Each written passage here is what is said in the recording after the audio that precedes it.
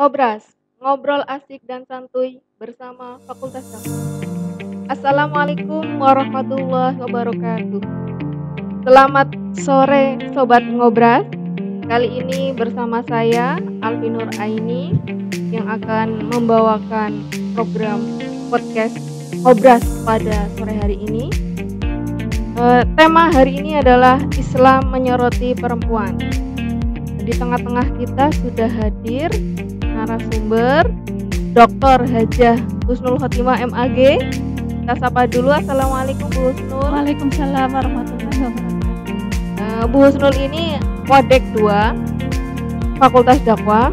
Beliau juga konsen atau pakar dalam gender dalam Islam. Mungkin nanti akan dikulik secara panjang lebar mengenai kedudukan perempuan di dalam Islam itu sebenarnya seperti apa. Jadi di kehidupan kan ada dua perbedaan kelamin ya Bu. Walaupun itu memang secara anatomi kelamin itu ada laki-laki dan ada perempuan. Namun perbedaan anatomi ini juga berefek ke kehidupan sosial maupun ke kehidupan keagamaan. Nah ini nanti Bu Husnul akan menjelaskan nih dari segi sosialnya juga dari segi keagamaannya. Bagaimana Islam merespon perbedaan kelamin ini di dalam kehidupan sosial dan kehidupan keagamaannya. Langsung saja mungkin Bu Husnul bisa dijelaskan tentang bagaimana sih Islam memandang kedudukan perempuan. Ya. Baik, terima kasih ya. Bismillahirrahmanirrahim. Assalamualaikum warahmatullahi wabarakatuh. Waalaikumsalam. Alhamdulillah wa syukurillah. Nahmaduhu wa nasta'inuhu wa nastaghfiruh. Wa na'udzu billahi min syururi anfusina wa min sayyiati a'malina. May yahdihillahu fala mudilla lahu wa may yudlil fala hadiyalah. Rabbi shrah li sadri wa yassir li amri wahlul 'uqdatam min lisani yafqahu qawli. Amma ba'du. Tadi sudah disampaikan oleh host kita Mbak Alfi. Terima kasih ya kesempatan kali ini sudah diberi waktu ya untuk bisa berbincang bareng-bareng ini terkait dengan memposisikan perempuan ya. Kita agama Islam ya. Islam itu diturunkan kepada Nabi Muhammad SAW. Ini adalah sifatnya rahmatan lil alamin. Apa yang disebut dengan rahmatan lil alamin? Ajaran Islam itu tidak hanya ditujukan untuk komunitas tertentu, misalkan laki-laki saja, akan tetapi juga diperuntukkan untuk laki-laki dan perempuan, bahkan untuk makhluk hidup yang lain. Nah, kemudian juga menempatkan laki-laki dan perempuan itu pada posisi yang setara. Jadi perempuan dan laki-laki itu juga diposisikan pada posisi yang terhormat. Ya, kita melihat banyak sekali ayat-ayat yang mendukung ya tentang hal tersebut yang memposisikan antara laki-laki dan perempuan itu pada posisi yang setara. Misalkan kita lihat pada surat Al-Hujurat ayat 13. A'udzubillahi minasyaitonirrajim. Bismillahirrahmanirrahim. Ya ayyuhan nas inna khalaqnakum min dzakarin wa untha wa ja'alnakum syu'uban wa qabaila lita'arafu. Inna akramakum indallahi atqakum. Jadi di situ disebutkan bahwa wahai manusia, sesungguhnya kami telah menciptakan laki-laki dan perempuan dan untuk menjadikan berkobilah-kobilah. Akan tetapi inna akramakum indallahi atqakum, yang paling sempurna di antara kamu sekalian itu adalah orang yang bertakwa di antara kamu sekalian. Sehingga di situ tidak disebutkan yang paling mulia itu adalah laki-laki saja atau perempuan saja, akan tetapi siapapun yang paling bertakwa di antara kamu sekalian. Nah, memang ini adalah sebuah respon Nabi Muhammad SAW ketika masyarakat melakukan diskriminasi ataupun perbedaan terhadap perempuan. Kita tahu pada masa jahiliyah bagaimana kedudukan perempuan. Jadi kalau ada satu keluarga tahu bahwa dia hamil anak perempuan ya, kemudian disuruh digugurkan, kemudian bayi yang dilahirkan dibunuh atau dikubur hidup-hidup. Nah, itu adalah sebagai satu perwujudan bahwa masyarakat jahiliyah pada masa itu sudah mendiskreditkan salah satu jenis kelamin tertentu. Dalam hal ini itu adalah perempuan, dan ketika mendengar bahwa yang dikandungnya itu adalah perempuan, maka kemudian dikubur hidup-hidup karena itu menjadi aib bagi keluarga. Nah, padahal dalam Islam kita tahu bahwa ada perbedaan laki-laki dan perempuan itu memang sebuah hal yang alamiah. Itu adalah sebuah kodrat. Laki-laki memiliki satu jenis kelamin tertentu, ya, perempuan itu juga secara biologis itu memiliki jenis kelamin tertentu. Jadi memang dari kodrat ilahi itu memang berbeda. Akan tetapi bahwa perbedaan yang ada dalam jenis kelamin laki-laki dan perempuan dalam misi Islam itu tidak kemudian dibeda-bedakan satu sama lain. Akan tetapi keduanya itu adalah setara yang tadi saya sebutkan. Salah satunya itu adalah di surat Al-Hujurat, ya, ayat 13 yang memposisikan kedua jenis kelamin itu adalah sama. Dan keduanya tidak akan bisa hidup sendiri, ya. Adanya satu perkembangan umat manusia yang begitu banyak itu adalah karena persentuhan laki-laki dan perempuan. Kemudian kesuksesan laki-laki itu kan di belakangnya juga ada perempuan. Di samping itu kesuksesan perempuan itu juga di belakangnya ada laki-laki. Jadi dalam rangka untuk bisa mengantarkan keduanya itu sukses, itu tentu saja dua-duanya itu harus menjadi partner satu sama lain. Termasuk juga mendidik anak, kemudian mengantarkan anak-anak itu menjadi anak yang solihah, ya, itu harus ada kerjasama antara keduanya. Jadi ibaratkan kayak sisir itu kalau satu tidak bisa berfungsi untuk menyisir, tapi kalau berdiri tegak sama di situ banyak, ya, maka kemudian itu bisa untuk menyisiri, ya. Itu ibaratkan laki-laki dan perempuan itu seperti itu. Jadi sebenarnya misi Islam itu meskipun secara substansial mereka berbeda karena jenis kelaminnya berbeda, akan tetapi tidak kemudian dibeda-bedakan satu sama lain. Akan tetapi bahwa keduanya itu adalah sebagai partner kerja dalam rangka untuk bisa merealisasikan kekhalifahan di muka bumi ini. Nah, kita tahu bahwa di samping seorang laki-laki juga punya hak, perempuan itu juga memiliki hak, ya, yang kemudian itu diakui dalam Islam. Antara lain itu adalah sama-sama bahwa semua makhluk itu beribadah. Wa ma khalaqtul jinna wal insa illa liya'budun. Ya pinter ya Mbak Alfi. Dan tidaklah aku ciptakan jin dan manusia itu kecuali untuk beribadah, tapi di situ disebutkan manusia. Manusia itu beribadah, ya. Laki-laki juga beribadah dengan tata caranya masing-masing. Kemudian perempuan juga punya hak untuk bisa mengabdikan diri kepada Allah, karena bagaimanapun manusia itu adalah makhluk yang diciptakan oleh Allah Subhanahu wa taala, termasuk juga di situ ada perempuan yang kemudian dia berusaha untuk mengabdikan diri sebagai suatu rasa syukur atas segala sesuatu yang sudah dikasihkan kepada manusia, termasuk juga terhadap perempuan. Nah, kemudian di situ tuh juga antara laki-laki dan perempuan di sini ada partner yang memang tidak bisa lepas satu sama lain, ya. Kita melihat bahwa wal mu'minuna wal mu'minati, laki-laki iman dan perempuan-perempuan yang beriman itu ba'duhum auliya'u ba'din, satu dengan yang lainnya itu adalah sebagai satu penjamin, pelindung, ya, terhadap salah satu yang lain. Laki-laki sebagai pelindung terhadap perempuan, perempuan melindungi terhadap laki-laki. Yang keduanya itu adalah saling melakukan dakwah ta'muruna bil ma'ruf, ya. Ya, di situ watanhauna 'anil munkar, selalu memerintahkan pada kebajikan, kemudian juga mereka selalu mengingatkan dan melarang untuk adanya satu kemungkaran. Nah, sehingga tidak ada di sini yang membedakan. Dan kemudian kalau di situ ibadah sama-sama dimiliki atau berpeluang untuk laki-laki dan perempuan, dalam hal ini pahala pun, ya, itu juga bisa ditimpakan pada mereka. Jadi kemudian seorang perempuan, ya, apalagi dalam ibadah puasa, ya. Dalam ibadah puasa misalkan yang sekarang ini kita jalani, ada siklus di mana perempuan itu tidak bisa menjalani sepenuhnya 30 hari karena di dalamnya itu seorang perempuan mengalami haid ataupun menstruasi. Nah, dalam hal menstruasi itu kemudian harus faidatun fi ayamin ukhur, itu harus diganti pada waktu yang lain.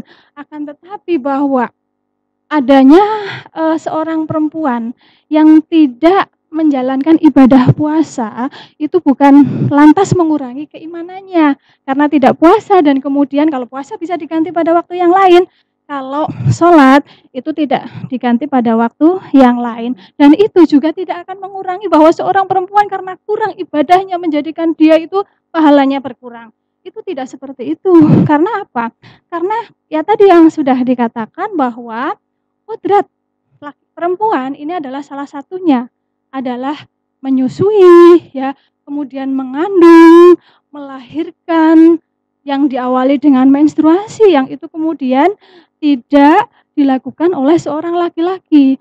Akan tetapi bahwa rutinitas yang sudah dilakukan oleh perempuan yang itu sumbernya adalah dari Allah Subhanahu wa taala, bukan perempuan yang mau loh. Kalau perempuan memilih, mending dulu itu diciptakan pengen laki-laki, mungkin seperti itu ya. Karena tidak susah-susah ya.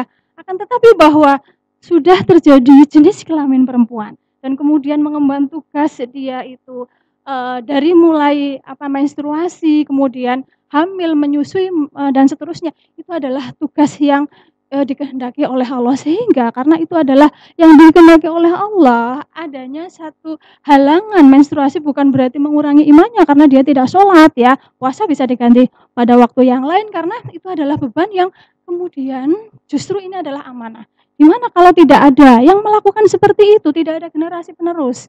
Ya, kemudian bagaimana kemudian umat Islam pada waktu yang berikutnya itu bisa berkembang kalau tidak ada perempuan yang melakukan kegiatan reproduksi. Nah, itu adalah salah satu yang menguatkan bahwa sejatinya keimanan itu adalah tidak dilihat banyaknya rutinitas, tapi kualitas iman seseorang.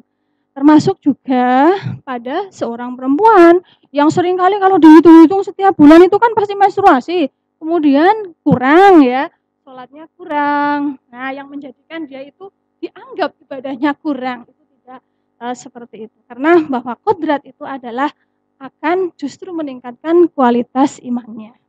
Nah, di samping itu juga seorang perempuan itu juga memiliki hak ya terhadap kebendaan. Artinya apa? Bahwa ajaran Islam itu memberikan peluang, kesempatan terhadap perempuan untuk bekerja di situ ya. Kemudian juga untuk meniti karir ya. Selama tentu saja kodratnya itu dilaksanakan. Kodrat perempuan itu apa ya? Tadi yang sudah disampaikan yang berbeda dengan laki-laki. Menstruasi ya, kemudian hamil, melahirkan, itu adalah sebagai satu bentuk kodrat. Nah, akan tetapi merawat anak ya, itu apakah kodrat? Nanti kita akan bicarakan bahwa sesuatu yang itu bisa dipertukarkan ya, bisa dipertukarkan itu yang disebut dengan gender ya, yang itu bisa dilakukan oleh siapapun. Jadi kemudian kalau orang bekerja lantas dikatakan bahwa jangan sampai melupakan kodratnya, yaitu merawat anak, menjaga keluarga, itu adalah hal yang keliru ya. Karena bahwa sejatinya merawat anak, kemudian menyapu, kemudian mengurusi urusan rumah tangga itu kan sesuatu yang bisa dilakukan oleh laki-laki dan perempuan karena itu bisa dipertukarkan. Artinya bukan kodrat yang datang dari Allah Subhanahu wa taala. Artinya dalam hal tersebut maka disinilah perlu adanya satu komunikasi dengan pasangan yang tadi dikatakan sebagai partner ya, kerjasama agar semua urusan rumah tangga itu bisa diselesaikan, agar supaya dalam rangka untuk mengabdi kepada Allah salah satunya perempuan itu bisa bekerja ya. Bekerja itu tidak semata-mata hanya untuk mencari materi, akan tetapi salah satunya misalkan mengajar, itu kan dalam salah satunya adalah mencerdaskan umat, mencerdaskan keturunan bangsa. Ya, jadi sama-sama memiliki nilai yang positif yang bermanfaat, misalkan seperti itu. Maka dalam hal ini ketika berbenturan urusan sosial ya, dalam hal ini adalah misalkan bekerja, maka disinilah perlu adanya satu komunikasi supaya tidak menjadi beban satu sama lain. Karena apa? Karena kalau pemahaman orang ya tentang sesuatu kodrat dan apa ya yang disebut dengan gender itu akan keliru, ini akan berdampak pada ketidakadilan. Misalkan ketika orang itu memahami bahwa misalkan mendidik anak, mengurusi keluarga itu adalah kodrat, maka ketika seorang perempuan itu bekerja, dia itu harus kembali ke kodratnya, yaitu mengurus anak. Maka yang terjadi itu adalah double burden, beban ganda ya. Kalau beban ganda ini dia itu harus mengurusi masalah kantor misalkan, tapi juga harus mengurusi masalah rumah tangga, ini yang menimbulkan ketidakadilan. Kemudian juga salah satu menganggap bahwa perempuan itu adalah lemah, irasional, itu adalah dianggap sebagai satu kodrat. Bahwa banyak sekali sekarang perempuan yang memiliki prestasi dalam hal kerja, bisa menyelesaikan pekerjaannya dengan baik ya, kemudian tenang dan seterusnya.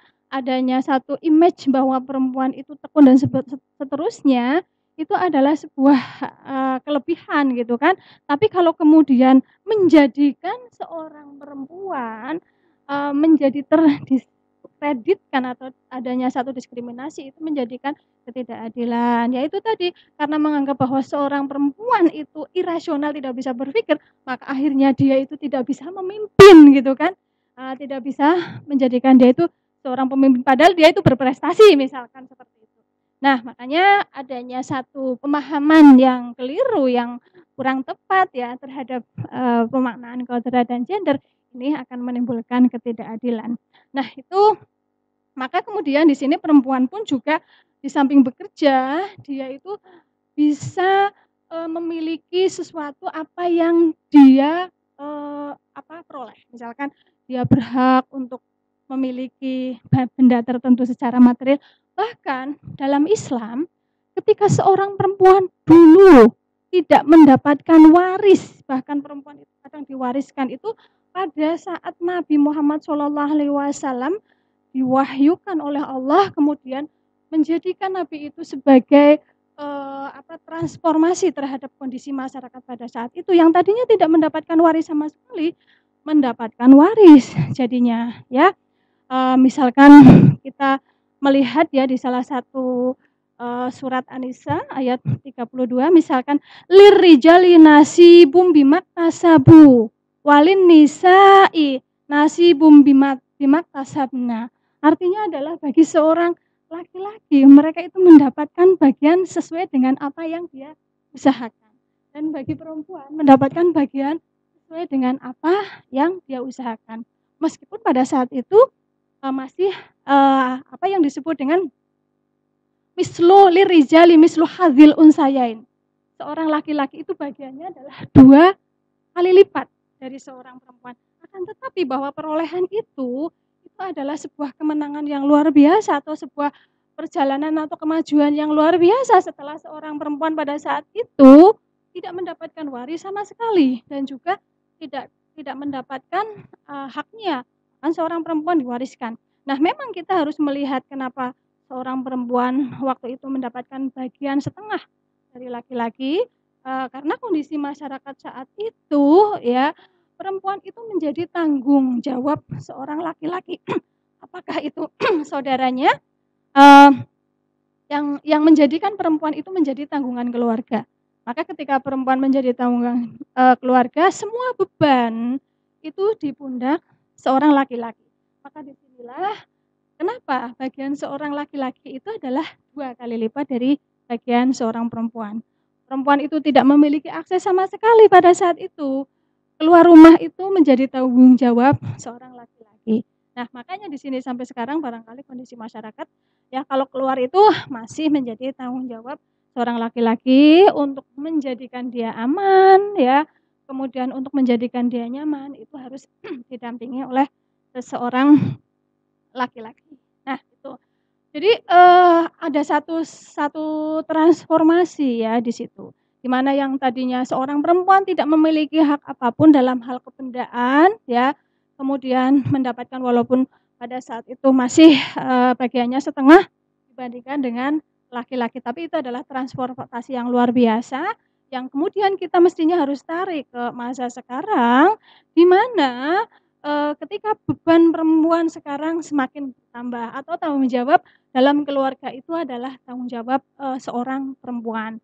Maka disinilah tadi disebutkan, musyawarah ya, wasyawirhum bil ma'ruf, maka harus musyawarah dengan baik. Musyawarah itu bisa menjadikan semuanya itu menjadi adil, termasuk juga dalam pembagian waris saat ini adalah dasarnya adalah musyawarah.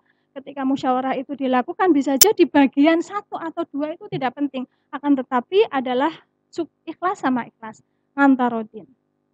Nah, kemudian juga yang berikutnya di sini, disebutkan bahwa perempuan pun, punya hak untuk mencari ilmu, ya.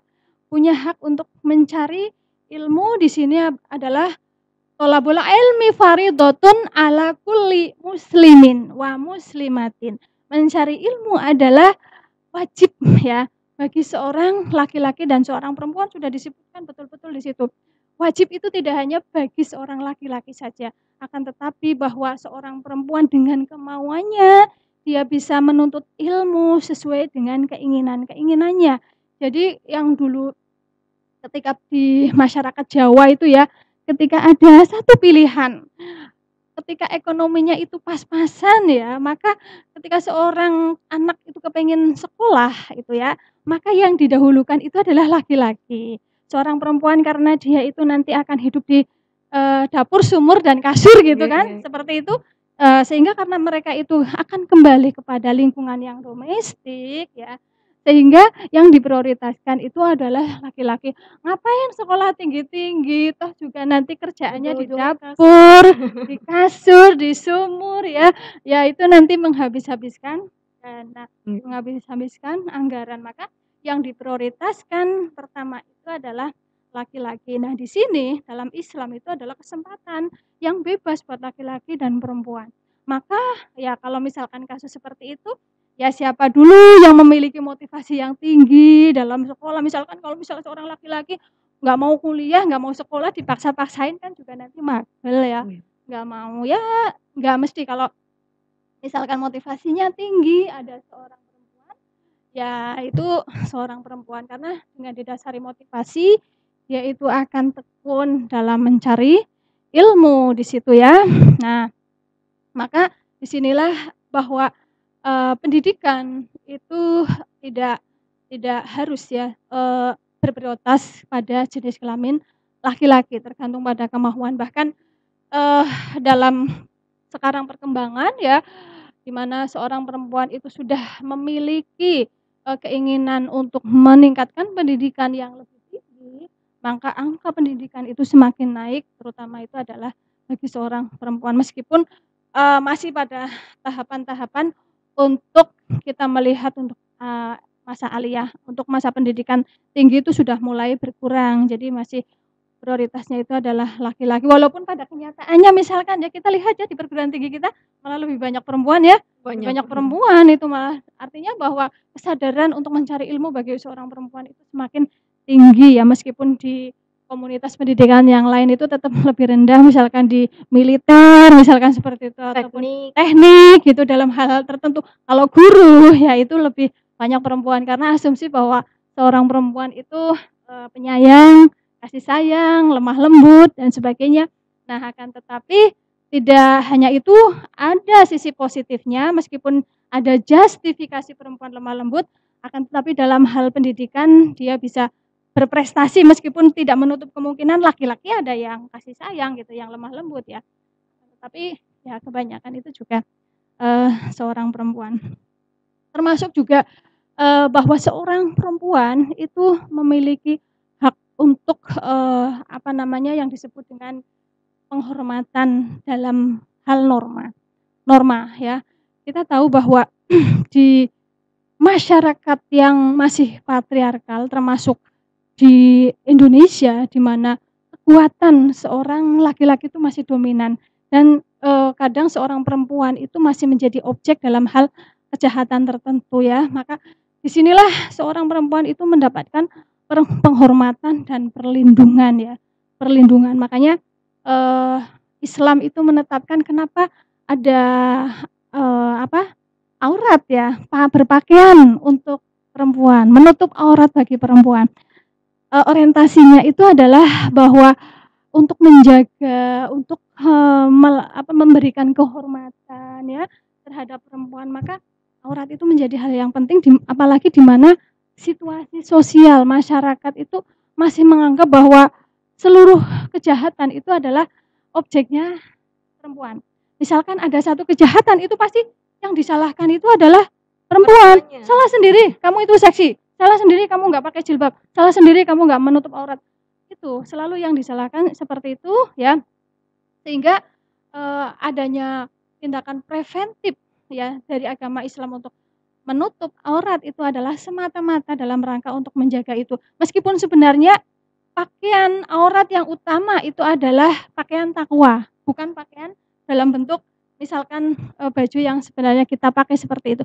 Tapi bahwa, di situ disebutkan ya, ada min jalabibihinna ya, sebuah jilbab yang sebenarnya itu adalah sebuah tren pada saat itu, akan tetapi, dalam rangka untuk menjaga perempuan dari ya kehormatan dan seterusnya, maka disitulah perlu adanya satu, pakaian yang menjulur ya seluruh tubuh kecuali muka dan telapak tangan. Apalagi di mana di Indonesia sekarang ini, prioritas terhadap laki-laki ya, seperti yang tadi dikatakan bahwa objek dari sebuah kekerasan itu adalah perempuan, maka disitulah perlu adanya satu perlindungan diri ya, meskipun takwanya itu ada, tapi, juga dengan pakaian yang, menutup aurat ya, itu terkait dengan bagaimana Islam itu juga menempatkan perempuan itu sebagai makhluk yang terhormat, ya kan. Salah satunya itu adalah dengan bentuk, pakaian yang dikenakan oleh seorang perempuan. Nah, ini kalau yang saya lihat ya, dari beberapa yang sudah dijelaskan itu bahwa perempuan betul-betul dalam Islam itu bukan, makhluk yang berbeda ya, yang berbeda. Apalagi ajaran Islam itu adalah ajaran yang selalu menekankan pada satu keseimbangan. Ya, ada satu keseimbangan dalam Islam ya. Adanya satu laki-laki dan perempuan, apa fungsinya untuk itu? Allah itu pasti menciptakan sesuatu yang tidak mungkin didiskriminasikan satu sama lain. Kemudian ada dualitas surga dan neraka. Surga dan neraka itu adalah sebagai satu bentuk ya. Dua hal yang berbeda akan tetapi bahwa bagaimana untuk bisa menyeimbangkan keduanya, ada kebaikan dan keburukan. Bukan berarti hanya kebaikan saja yang dilihat, akan tapi seorang ketika mau mencapai pada kebaikan, itu adalah keburukan yang harus dilalui dulu, baru kemudian baik. Nah, langit dan bumi itu ibaratkan yin dan yang, laki-laki dan perempuan, bumi dan langit itu adalah dualitas yang tidak mungkin memprioritaskan terhadap salah satunya. Akan tetapi bagaimana dua hal itu untuk menjadi perhiasan di muka bumi ini. Itu yang dilihat bagaimana kedudukan laki-laki dan perempuan di dalam Islam. Duanya berbeda secara biologis, secara kodrat, akan tetapi secara sosial itu bukan untuk dibeda-bedakan satu sama lain. Baik, saya kira itu aja penjelasan dari saya. Akhirul qouli wallahul muwaffiq ila aqwamit thoriq. Wassalamualaikum warahmatullahi wabarakatuh. Waalaikumsalam warahmatullahi wabarakatuh. Jadi demikian, apa yang dijelaskan oleh Bu Husnul, mungkin, bisa disimpulkan bahwa sebenarnya, Islam itu sudah membawa gebrakan ya yang sangat besar dalam, kesetaraan antara laki-laki dan perempuan, di mana, pra-Islam wanita atau perempuan ya, perempuan itu masih menjadi objek ya, di mana masih bisa diwariskan ya Bu. Sekarang di masa Islam kemudian jadi subjek mendapatkan warisan, bukan lagi menjadi objek yang diwariskan. Kemudian, eee, perbedaan antara laki-laki dan perempuan itu hanya dari segi kelaminnya ya, jangan dibawa-bawa kemudian di, ruang sosial, di ruang publik ya. Jadi ada, perbedaan kelamin itu ya jangan diefekkan ke sosial, antara perempuan dan laki-laki itu memiliki kesempatan yang sama untuk, berkiprah di ruang Betul publik yang seperti itu ya, Bu. betul. Eee, jadi kesimpulan yang terakhir banget ini ya, laki-laki dan perempuan sama-sama manusia, sama-sama hamba Allah dan bisa, menjadi subjek, tidak kemudian yang satu jadi subjek, yang satunya terus jadi objek seperti itu. Semoga bermanfaat, eee, tema pada hari ini. Jangan lupa teman-teman sobat ngobras selalu simak ngobrol asik dan santuy Fakultas Dakwah setiap hari jam 5 sore di kanal YouTube Fakultas Dakwah YIN Purwakarta. Dari kami cukup sekian. Wassalamualaikum warahmatullahi wabarakatuh.